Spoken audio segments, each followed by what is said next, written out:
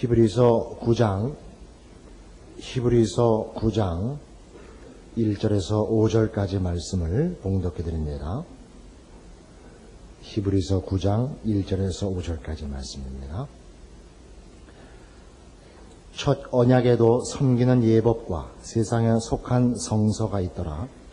예비한 첫 장막이 있고 그 안에 등대와 상과 진설병이 있으니 이는 성소라 일컫고, 또 둘째 휘장 뒤에 있는 장막을 지성소라 일컫나니, 금향로와 사면을 금으로 싼 언약궤가 있고 그 안에 만나를 담은 금 항아리와 아론의 쌍난 지팡이와 언약의 비석들이 있고 그 위에 속죄소를 덮는 영광의 그룹들이 있으니 이것들에 관하여는 이제 낱낱이 말할 수 없노라.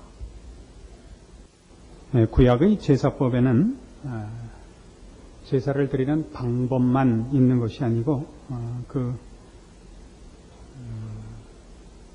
그 제사를 드리기 위한 이런 준비가 있습니다.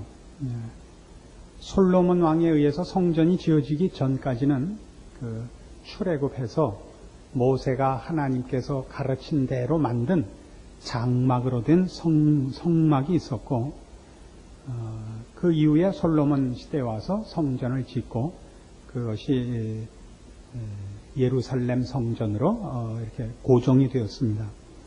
그 안에 들어가면 이제 날 성막일 때나 성전일 때나 이 제사를 드리는 일에 있어서 가장 중요한 장소인 지성소라 하는 그 지성소 안에는 오늘 여기 있는 바와 같이 언약궤가 있고 그 위에 그룹들이 있고 거기에 이제 1년에 한 번씩 대제사장이 피를 가지고 들어가서 희생제물의 피를 가지고 들어가서 하나님 앞에 속죄하는 제사를 드리게 된다 하는 설명을 여기 간략하게 하고 있습니다. 근데 언약궤라고도 하고 법궤라고도 하는 지성소 안에 둔 그 궤 안에는 뭐가 들어있느냐 하면 만나를 담은 금항아리와 아론의 쌍난 지팡이와 언약의 비석들이 있다 그럽니다. 그리고 그 언약궤 위에 그 그룹 천사들 중에 친위대인 것입니다. 그러니까 스랍은 성가되고 그룹은 친위대입니다. 그래서 그룹이 있는 곳은 하나님께서 여기 임재해 계시다는 뜻입니다. 그래서 그 언약궤 위에 그룹을 조각해서 천사 둘이 이렇게 날개를 펴서 이렇게 맞닿아 있는 조각을 해놓고 거기에다 이제 피를 붓는 것입니다. 혹시 그 실물을 본 사람은 아무도 없고 그림으로나 또는 레이더스라는 영화에 잠깐 나옵니다. 그러니까 다른 열심이 없으면 영화라도 열심히 보셔야 됩니다. 근데 오늘 이제 소개하는 이 히브리서 9장에서 이 얘기를 이제 왜 하느냐는 우리 이제 결론 부분에서 확인할 것이고, 재미있는 것은 여기가 이제 속죄소입니다. 지성소 안에는 속죄소라, 그러니까 죄를 속하는 곳이라 그러기도 하고, 시은좌라 그러기도 합니다. 은혜를 베푸는 자리라 그러기도 합니다. 왜 그런가를 이제 조금 추적할 필요가 있습니다. 이 언약궤 안에 들어있는 여기 4절에 설명한 만나를 담은 금항아리와 아론의 쌍난 지팡이와 언약의 비석들이 왜 언약궤 속에 보존되었느냐 하는 것입니다. 출애굽기 16장에 가시면 만나의 등장이 갖는 의미가 거기 역사적 사건 속에 뜻이 드러납니다. 출애굽기 16장 1절입니다.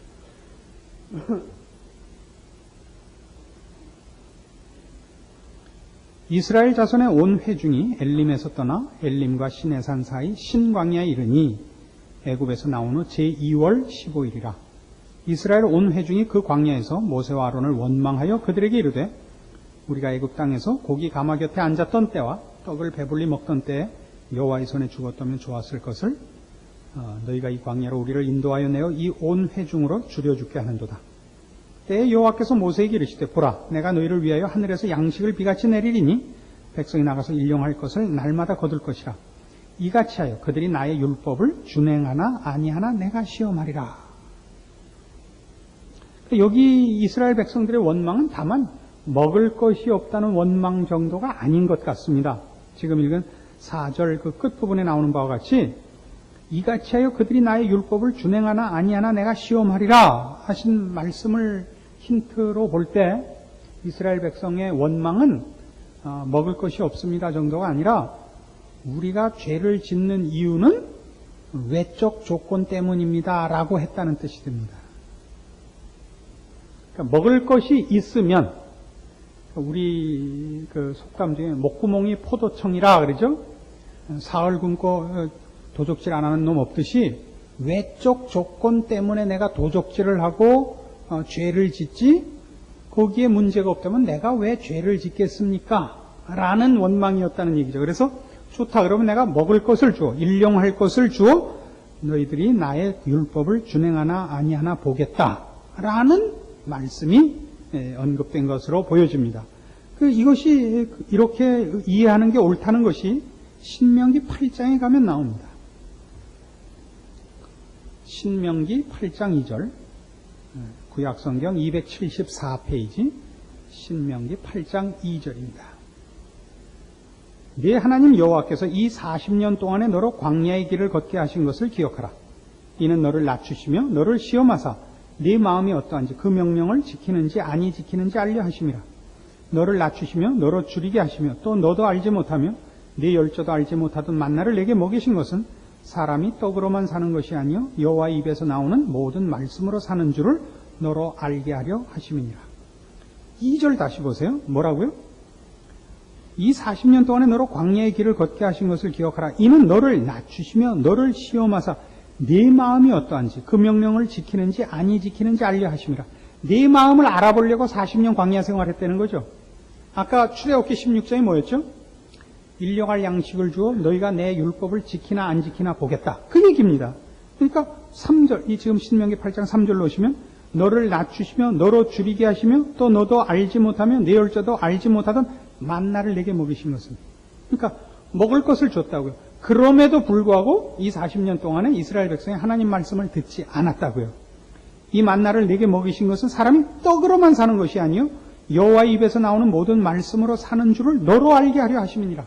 그러니까 사람이 속에 거룩한 생각이 있는데 외적 조건이 불리해서 이 거룩함을 시행 못하는 게 아니고 바깥 조건과 상관없이 그러니까 떡을 줘서 일용할 양식이 있을 때에도 죄를 범하더라고요. 죄는 외적 조건의 불리함 때문에 나오는 것이 아니라 우리의 본성이더라 말이죠. 이게 만나가 시험한 하나님이 만나를 이스라엘 백성에 줘서 확인한 인간의 상태더라 말이죠. 그래서 뭐라고 되어 있어요? 4절 이 40년 동안에 내 의복이 헤어지지 아니하였고 내 발이 부르지 아니하였느니라. 그러니까 하나님이 이 광야 40년 동안 이스라엘 백성에게 먹을 것 줬고 입을 것 주고 발이 부르트지 않게 지켰습니다. 그랬더니 하나님 말씀을 들었냐 하면 그렇지 않았다는 거죠. 광야 40년은 뭐죠? 애굽을 떠나 홍해를 건넌 시대가 기성세대가 다 죽어간 세월이 광야 40년입니다. 그 안에서 이스라엘 백성은 하나님을 원망하기도 하고 배반하기도 하고 베라벨 짓을 해서 다 죽어갑니다. 그 40년 동안 만나를 먹으면서 죽어가는 겁니다. 그래서 이 지금 오늘 우리 히브리서 9장에서 보는 바와 같이 이 언약궤 안에 들어있는 첫 번째 물건 만나는 이스라엘 백성으로 대표된 인간이 어떤 상태에 있는가, 어떤 족속인가를 고소하는 첫 번째 증거물인 것입니다. 외적 조건 때문에 하나님을 배반하는 것이 아니라 내적 조건이 하나님을 배반하고 있다는 일에 대한 움직일 수 없는 한 증거로 그 안에 들어있는 것입니다. 두 번째는 보시는 바와 같이 아론의 쌍난 지팡이인데 그 언약궤 안에 물건이 아론의 쌍난 지팡이는 왜 등장했나 봅시다. 민수기 16장입니다. 신명기 앞이 민수기입니다. 민수기 16장 1절입니다. 구약성경 222페이지입니다. 제가 말씀드리는 페이지는 원래 페이지를 맞춘 성경들은 다 이것이고 좀 다르게 만든 성경들은 이 페이지가 좀 다른 것도 있습니다. 편의상 이 페이지에 맞는 성경을 준비해 오시면 좋겠습니다. 뭐죠? 국정교과서로 준비해 오십시오. 민수기 16장 1절 레위의 증손 고핫의 손자 이스할의 아들 고라와 르벤 자손 엘리압의 아들 다단과 아비람과 벨렛의 아들 온이 당을 짓고 이스라엘 자손 총회의 택함을 받은 자 곧 회중에 유명한 어떤 족장 250인과 함께 일어나서 모세를 거스림이라. 그들이 모여서 모세와 아론을 거스려 그들에게 이르되 너희가 분수에 지나도다. 회중이 다 각각 거룩하고 여호와께서도 그들 중에 계시거늘 너희가 어찌 여호와의 총회 위에 스스로 높이느냐라는 하나의 항명 사건이 일어나는 것을 소개하고 있습니다.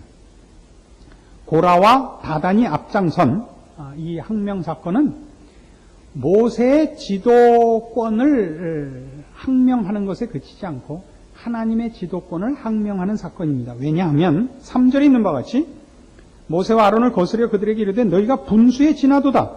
회중이 다 각각 거룩하고 여호와께서도 그들 중에 계시거늘 이라는 이 말은 무슨 뜻이냐면 기독교가 갖는 진리는 하나님의 절대 주권이 그 모든 질서와 권위 체계의 정점입니다. 그러니까 여러 번 말씀드리지만 기독교는 착하게 살자가 아니고 하나님께 순종하자입니다.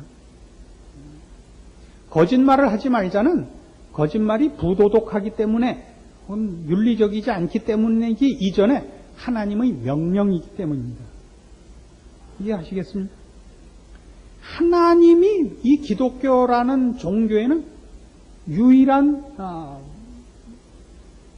권위고 근거고 질서고 판정입니다. 우리의 신앙은 우리의 열심이나 자세가 아니라 이 하나님에 대한 신뢰인 것입니다. 그러니까 기독교는 언젠가도 설명한 바와 같이 다른 모든 종교와 다른 것이 계시 종교입니다. 하나님이 자신을 알리시고 우리는 그 하나님을 알아가는 것이 신앙의 깊이가 되고 두께가 되는 것입니다. 비나이다 하는 신심을 가지는 것이 아닙니다. 우리는.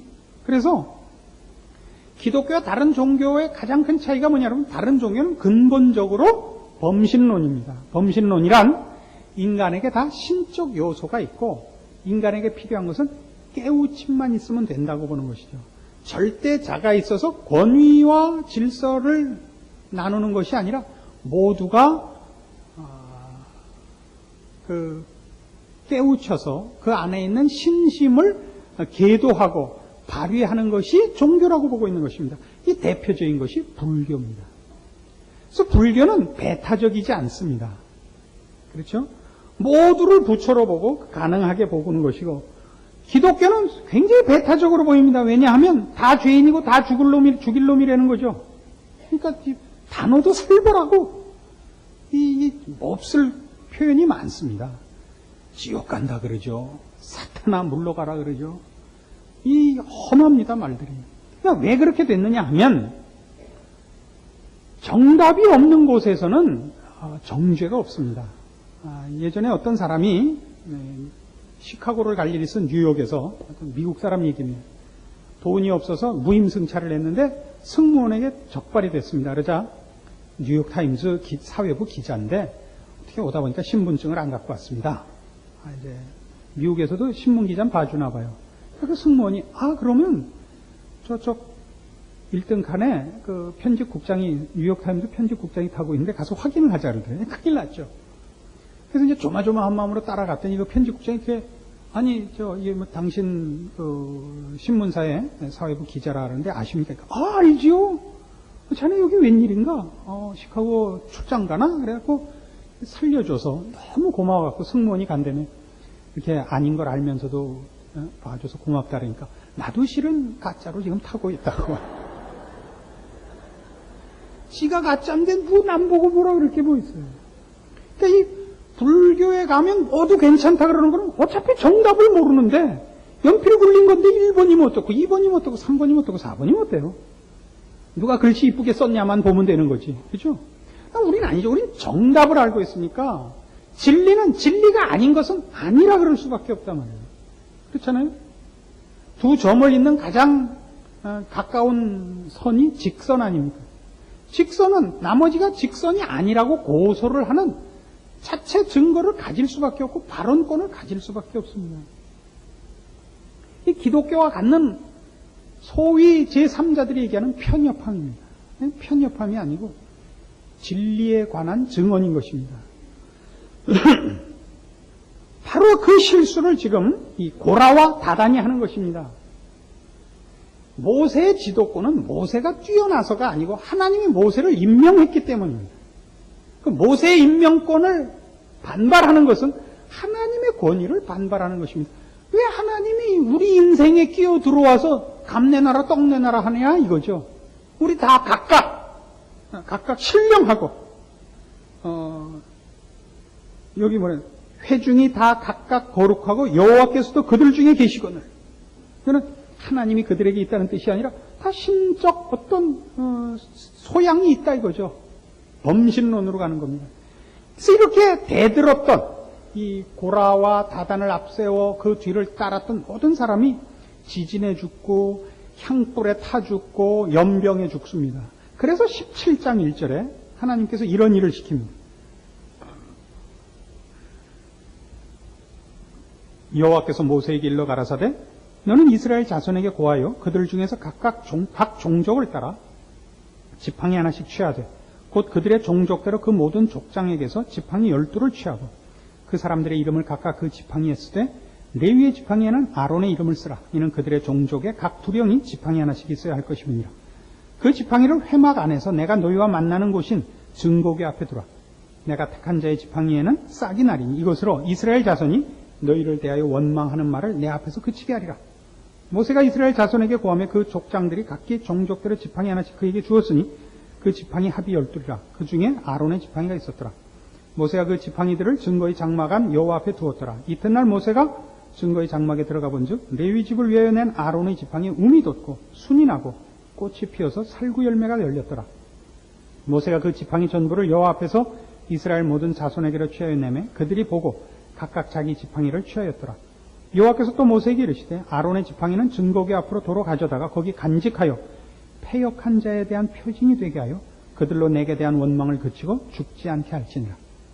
그러니까 아론의 쌍난 지팡이가 왜 이 법궤 안에 들어오게 됐다고요? 인간이 하나님에 대하여 대항한 그 패역함에 대한 역사적 증거물로 간수되게 되었던 것입니다. 지금 이 법궤 안에 들어있는 아까 본 만나나 이 쌍난 지팡이나 다 인간이 누군가 하나님 앞에서 어떤 짓을 했는가에 대한 다 고소장이요 증거물인 셈입니다.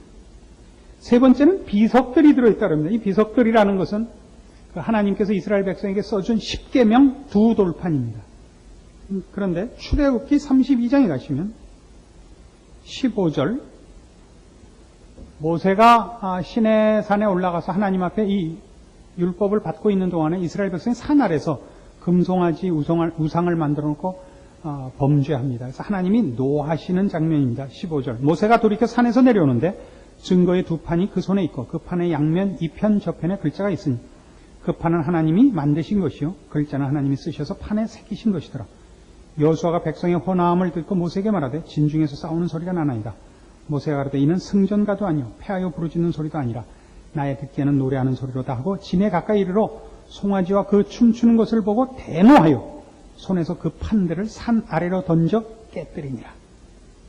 그러니까 지금 법궤 안에 들어있는 증거판, 이 비석은 하나님이 처음에 만들어준 것은 아닌 겁니다. 왜냐하면 그건 만들자마자 들고 내려와서 이스라엘 백성에게 소개할 틈도 없이 깨뜨려 버려야 됐던 것입니다.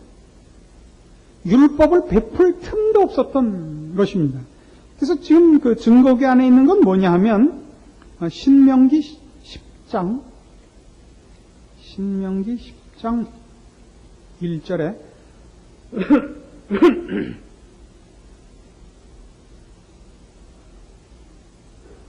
신명기 10장 1절 그때 여호와께서 내게 이르시기를 너는 처음과 같은 두 돌판을 다듬어 가지고 산에 올라 내게로 나오고 또 나무궤 하나를 만들라. 내가 깨뜨린 처음 판에 쓴 말을 내가 그 판에 쓰리니 너는 그것을 그 궤에 넣으라 해서 넣어둔 두 번째 돌판인 것입니다. 무엇을 증거하기 위해 들어와 있습니까? 이 세 가지 다 인간이 하나님 앞에 어떤 반응을 보이거든요. 하나님의 거룩하심과 의로우심 앞에 판정을 받을 때 인간이 어떤 족속이냐? 패역한 족속이요. 하나님을 반대하는 족속이요. 하나님 앞에 벌받아 마땅한 자라는 것이 이 법궤 안에 들어있는 세 간직된 물건이 역사적 사건을 가지고 증언하는 내용인 것입니다. 그리고 그것이야말로 우리 모든 인류가 가지고 있는 본성입니다. 그래서 그 위에 말하자면 법궤 안에 이 세 가지 물건이 있음으로써 이것이 인간의 상태를, 인간의 본질을 증언하고 있고 하나님 앞에서 이것들은 주고 마땅한 것들인 것입니다. 하나님이 이 인간에 임재할 때, 이 인간을 만날 때 피 없이 만날 수가 없는 것입니다. 거기 심판이 있는 것입니다. 거기다 그래서 1년에 한 번씩 대제사장이 제물을 잡아 그 피를 담아가지고 들어가 피를 쏟는 것입니다. 주고 마땅한 존재인 것입니다. 그것이 죄를 속하는 것이 되는 것은 하나님과 화목되기 위해서는 그 문제가 해결돼야 되고 그 해결하는 문제에 있어서 우리 죄값을 우리의 피로, 우리의 생명으로 씻어야 될 텐데 그렇게 안 하고 제3의 희생 제물로 하기 때문에 속죄소이면서 동시에 시은좌가 되는 것입니다. 은혜를 베푸는 자리가 됩니다. 심판이 있지만 우리가 하나님 앞에서 받아야 할 심판을 내 생명으로 해결하지 않고 희생 제물이신 어린 양으로 예수 그리스도로 하기 때문입니다.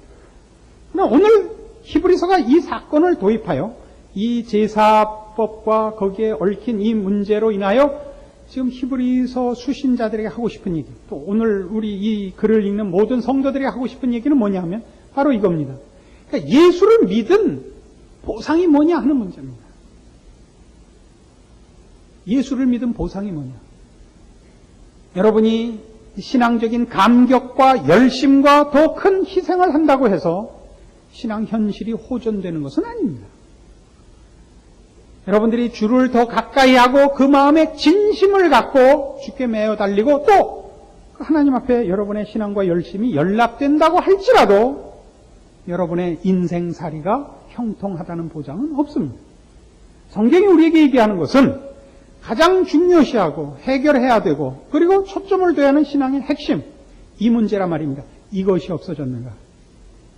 뭐요? 만나와 아론의 쌍난 지팡이와 깨어져서 두 번째 써놓은 돌판으로 지적한 하나님을 배반하고 자기를 위하여 사는 것밖에 모르는 죄의 본성으로부터 해방되어 죄를 멀리하고 하나님을 사모하며 거룩하게 사는 사람으로 여러분들이 해결되어 있는가에 초점을 두라는 것입니다.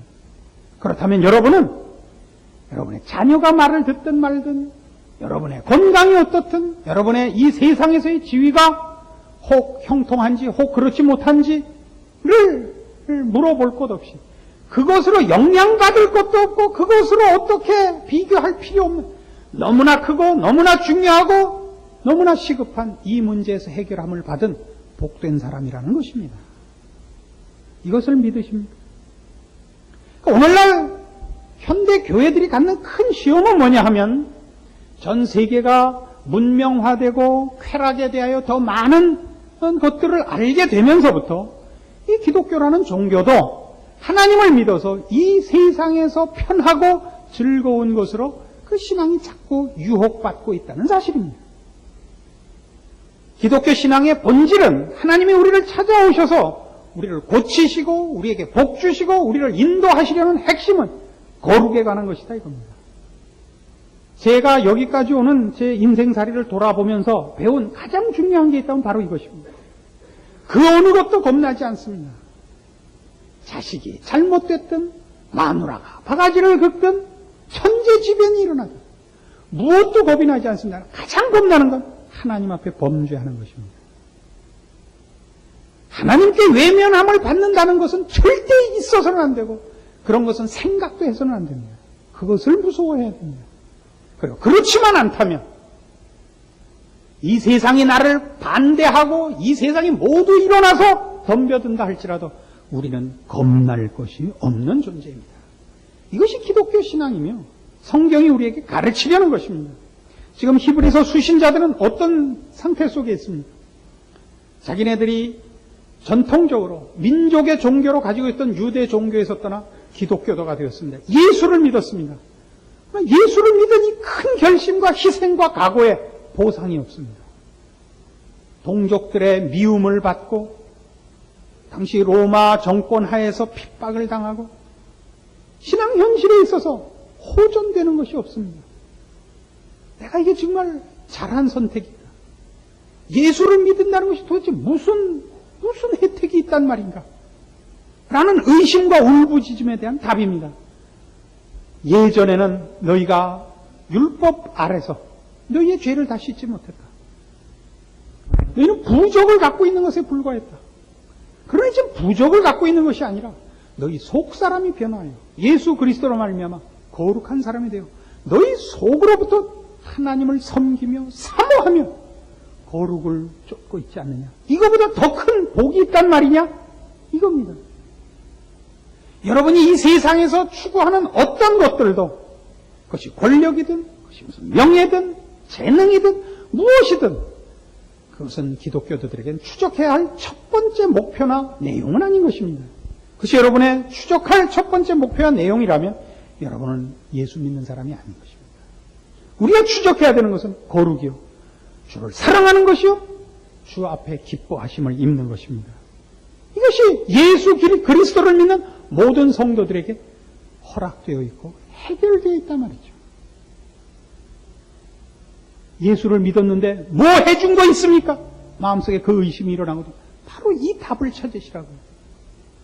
우리 안에는 더 이상 만나도 아론의 쌍난 지팡이도 깨어져서 다시 써놓은 돌비도 없습니다. 우리 안에는 그리스도 예수만 있고 주를 사랑하는 마음과 그의 기뻐하심을 소망하는 진실된 새로 태어난 사람의 열심이 있을 뿐입니다.